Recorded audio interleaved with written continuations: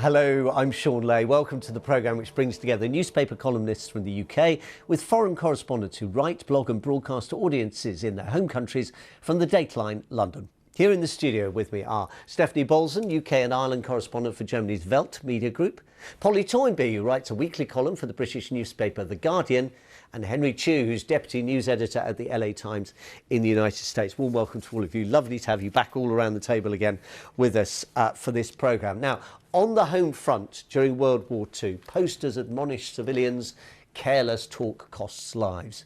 Could it in this war too? US President Joe Biden's howl of anger in Warsaw last weekend, "For God's sake, this man cannot remain in power," was greeted with horror by America's allies. They fear that if Vladimir Putin thinks regime change is NATO's ambition, the chance of a negotiated peace will be lost.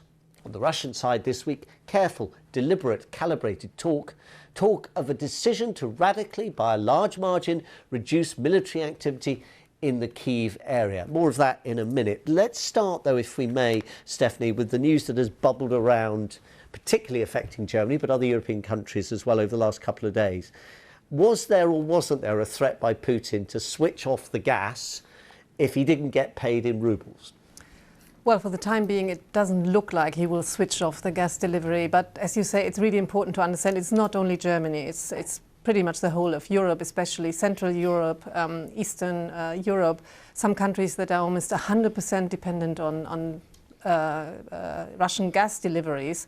For Germany, of course, being the economic powerhouse in Europe, it's very important to get the gas to power manufacturing. So, in many senses, it's a big challenge.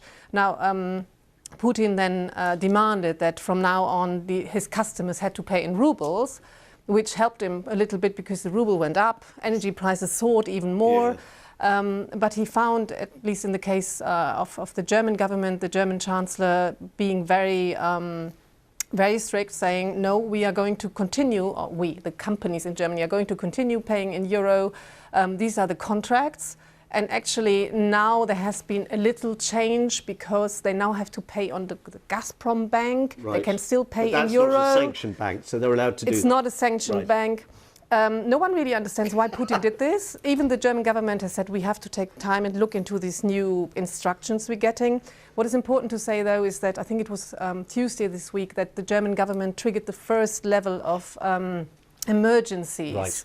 So Germany is getting ready for the worst case, that gas is not coming from Russia. And Robert Habeck, the economy minister, was quoted on Thursday as saying, we're not going to be blackmailed by Russia. Polly, there is a bigger issue here, isn't there? Regardless of whether or not there's a deal over Ukraine, the Western countries effectively said we are going to wean ourselves off Russian energy.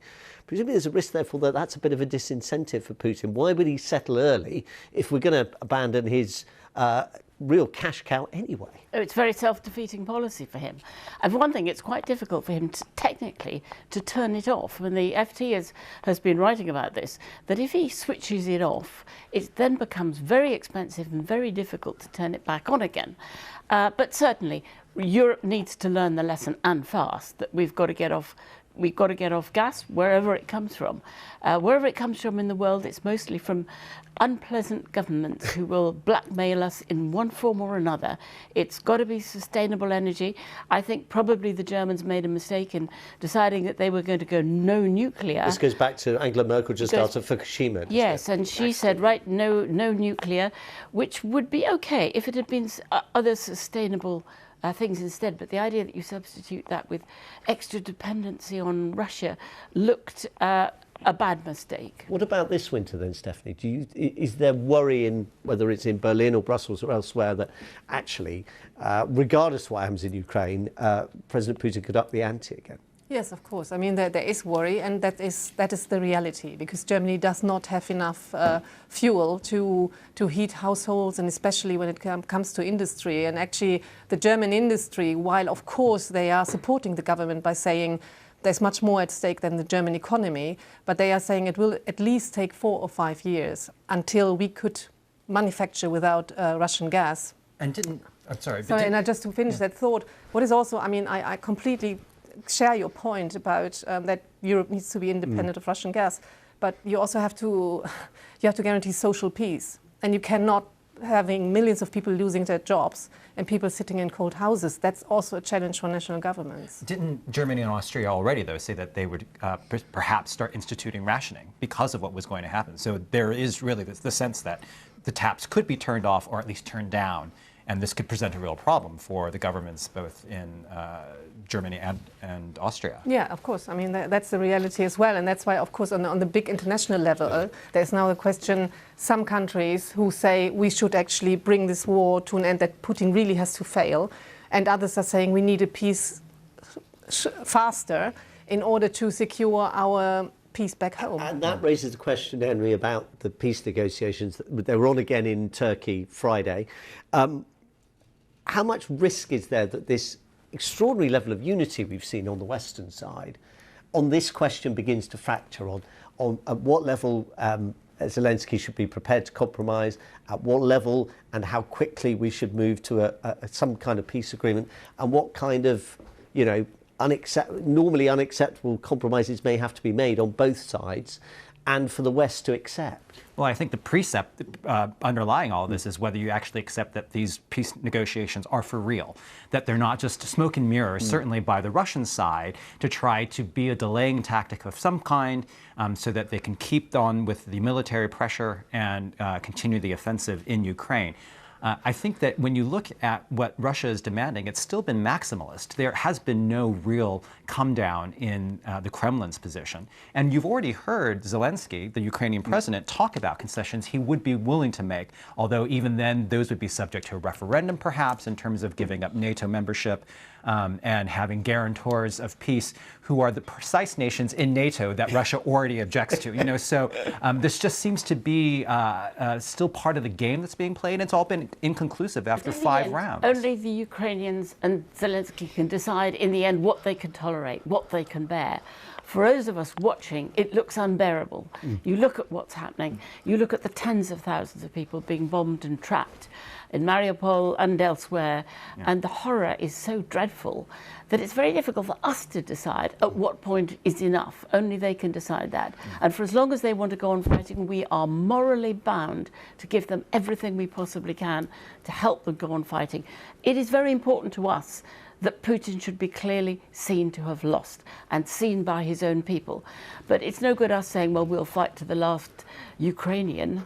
It's not our blood, it's theirs. And I hope he doesn't give way, because Putin will then feel that he can take Crimea, he can take Donbass, he can take more and more places, and each time encroach a bit more. But as journalists, of course, we've watched how Putin now controls all of the media in Russia. And so to say that he needs to be seen by his own people as having lost, I think that's going to be very difficult to get that kind of message through, even if that's the case, because of the levers that he has now. Now, just picking up what you were saying, Polly, about we need to give him, Ukraine, everything we possibly can to help him. He has complained, and most recently in an interview with The Economist published this weekend, that he needs more weapons, in particular tanks and airplanes, and the West isn't giving it to him. I think Macron was quoted as saying, the danger is if we give them these weapons, we turn Ukraine into co-belligerents. I wonder what you make of that, Stephanie. Well, this is, of course, one of the very, very difficult questions, especially in the case of Germany, because Germany was very, very reluctant for a very long time to give any weapons to Ukraine. In fact, they even stopped other countries to deliver weapons because of German history, and rightly so, you may say, although you might ask for how long or how much longer. Germany has a law that you cannot even weapons that go through another country, if they go into a conflict, they may not be delivered. Now, Germany has there was this almost now legendary speech by the German Chancellor. I think it was on the Sunday after the invasion, yes, which is called the Zeitenwende. I mean, a complete turning round. And Germany is now starting to deliver and give more weapons, but they don't have much. That's the problem. Of course, yeah. This is one thing. And then, of course, it comes back to the question, how long do you want for this war to drag on? But Polly, I must say, on the one hand, yes, you want this to stop, but the Ukrainians, they will need someone to guarantee their security as well, and they will not be able to guarantee the security themselves. So it's very complex, and everybody will be dragged into it. The guarantee is pretty much impossible unless Putin has been beaten. We've seen with the Minsk agreement that he won't keep to any agreement. Or else there's the other danger that by a kind of proxy arrangement, Ukraine actually joins NATO, that we have to give them such guarantees that it's the equivalent of them being in NATO. And then the terror is that we are then drawn into a third world war. So it's a very tricky, it's not at all clear, I think, to anybody what the ultimate negotiation should be like, short of the only thing that would work would be Putin actually being visibly beaten, so that he wasn't in a strong negotiating position. I assume that we'll take it as read around this table that none of you is terribly convinced by this statement from the Defence Ministry then, that, you know, they're going to ease off on Kyiv and, you know, their attention is now all in the south. But so if we can part that, if you're happy to part that, let's pick up on this question about what Joe Biden said. Polly, one would have thought that most people, if there is a Vlad Putin fan club, its numbers have been diminishing over the last couple of months, even in Russia potentially. Why then the horror? Why then the kind of fits of the vapours by other world leaders when Joe Biden presumably said what everybody else is thinking, like, can this man possibly stay in power? And we'd really rather he didn't. It came from the heart. It was spontaneous. It was at the end of a speech. It just came out of the man because he felt, you know, the grief and the horror of what's happening there. I mean, the butchery is so disgusting. And of course, Putin's whole game plan is that he can take more butchery than we can, and that the Ukrainians can. That he is willing to bomb any number of civilians until we can't take it anymore, until it's unbearable. And for that outpouring, I thought, from the president was human and decent. It may be a bit undiplomatic, but good God, is it all about diplomacy? Well, I think diplomacy and statecraft are a big part of it, though. And let's remember, this wasn't his first statement. At the end of the State of the Union address, he also said, go get him, which a lot of people weren't sure exactly what that meant, but that could have also sounded like somebody go in and take Putin out, right? So I think if you're sitting in the Kremlin, if you're sitting on that at the head of that huge table where nobody else is, and somebody threatens you once, you know, shame on them. If they threaten you twice, shame on you if you don't use it for propaganda purposes, which is the danger here, that he does say to his people, look, they are bent on getting rid of me, coming and humiliating and containing Russia as a power, and we can't have that. And so from a presidency and an administration whose supporters certainly criticized President Trump for his intemperate remarks, you know, these I felt were a little bit unfortunate, although they may be, as you say, what plenty of people are thinking around the world. But you don't always say what you think when it comes to statecraft. I mean, in the end, as Putin needs to fail and somehow taken away from power by his own people. And the question is how the sanctions can work. And if there's no ideology in Russia except for prosperity and wealth and living a Western life. And the question is, will people get to the point that they say, we can't do our holiday in Turkey anymore, we can't buy the goods we were used to? Is what we call in German the Gleichschaltung during the Nazi time. I really compare it to that the people have the same propaganda, they believe the same thing, but now they are missing the life they were having before.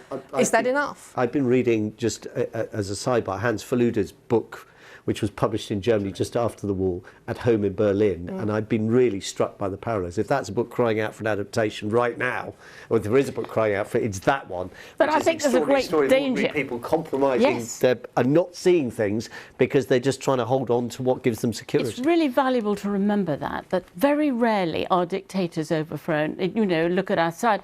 We keep having this optimism bias. Yeah. Surely the people will rise up and get rid of this monster. Did they with Hitler? Did they? No, it doesn't happen. In fact, the more they feel attacked, the more they defend their strong leader. So I don't think we should put an awful lot of hope in the idea that Putin is going to remove. I think in the end he'd only be removed if he lost and they felt humiliated. They're not going to rise up just out of horror at what he's doing. But I think the polls have been showing, to the extent that there are independent polls in Russia, that indeed his approval ratings have gone up, where you would have thought they would have fallen because there were more reports of casualty. For quite a while, haven't they? And now there is that rally around the flag mentality. And again, when you control the levers of all media expression, then it's easier to control. Can I just pick up on what's happening in the United States? President Biden has published a new spending plan after his failure to get the last one through. Partly it was predicated on saying, well, big defence spending, support for Ukraine, and also strengthen our own armed forces. Mitch McConnell, the leading Republican leader of the Senate minority group for Republicans, has said we're not going to support it. It's not enough money for defence. I mean, so much for the bipartisan position on Ukraine and on military matters. How come it's just vanished so quickly? Well, so much for even the partisan position, because actually Biden is having trouble within his own party amongst the Democrats. There are hawks who actually are siding with the Republicans who say it needs to be a larger increase. Even though it is the record peacetime military budget that's being proposed, it's over $800 billion, and yet they still say it's not enough. There are others in the Democratic Party on the left side who are more progressive saying, look, we pulled out of Afghanistan last year, and now you want us to keep on spending militarily. So it's not just with Republicans with whom Biden needs to contend, it's in his own ranks. And so that is going to be a hard circle to square, certainly. I mean, you've got a government in Germany that is multi-party, and this traffic light coalition, Greens, the Liberals, and the Social Democrats. Can they hold together in this? That's a very good question, especially with the Greens pacifist party, very much for renewables. Now you're actually thinking about even bringing back nuclear power. I mean, it is a discussion, and certainly now having more fuel, coal, and so on used for manufacturing. But I think public opinion is so strongly to be now bold about Russia that this is carrying them for now. And as long as the war drags on, I think that hopefully will stay like that. Here in the UK? Paul? I think our government has been caught on the hop because they're just in the middle of cutting the army by another 10,000 to the smallest it's been in living memory. And now it looks like a bad mistake. And I think, Labour's been in rather a strong position saying, what have you been doing? Because they were saying before Ukraine, you shouldn't cut defence to that degree. So the old idea that Labour is somehow not patriotic or weak on defence, I don't think you're going to find it from this Labour government, this Labour party. One last thought then. Are we still in for the long haul with this war? I don't see it ending anytime soon. It really has become a war of attrition, I think. The stalemate on the battlefield and around the negotiating table. And is there anything you think might change that? Short of the regime change we were talking about, which is probably not going to happen. Yeah, it's a regime change. But as you say, I mean, if you think it to the end, you say it won't come from within. How can it come from outside? It's almost unbearable to think about either way. But yes, a war of attrition, it's not our blood. And we're kind of saying, we'll hold your jacket or we'll give you a few weapons, but we're not sending our boys in. It's a very awkward position to be in, a morally awkward position, I think, for all of us. But, the Ukrainians have been the heroes, and the question is how long they can bear to be heroic for. Now, we've got a few minutes in hand, so let's talk about other things that have been happening, because goodness knows there's been plenty enough news happening over the last few weeks, and this is an opportunity perhaps just to touch on some of the other things that maybe you think we should be paying a little bit more attention to. Perhaps we already are, but you think it's worth restating. Polly first. I think without doubt it's the great recession. The Ukraine war has just come at the worst possible time. Supply chains, everything broken, relations with China. For Britain, particularly after Brexit, this could not come at a worse time. And today, Friday, is the day when the switch is turned for people's electricity prices and gas prices to shoot through the roof. People by the end of this year are going to be paying another £2,000 for an ordinary household. This means for ordinary families no holidays, and for large numbers of families who are less than average pay, absolute poverty. Interesting listening to Lord Debden on the radio, who was once the artist formerly known as John Gummer, who was a Conservative cabinet minister under Margaret Thatcher. John Major has become a big champion of green issues, saying that actually if the government, as part of austerity, hadn't cancelled the insulation programme, Britons would all be paying perhaps £50 less, maybe even £200 less eventually for their energy bills than they are otherwise paying, which Absolutely. is just a reminder of long-term, short-term thinking. You talked about it with Angela Merkel and Richelieu Power, but it's true in the UK as well. David Cameron suddenly decided that green policies were a bit expensive. He said, cut the green crap.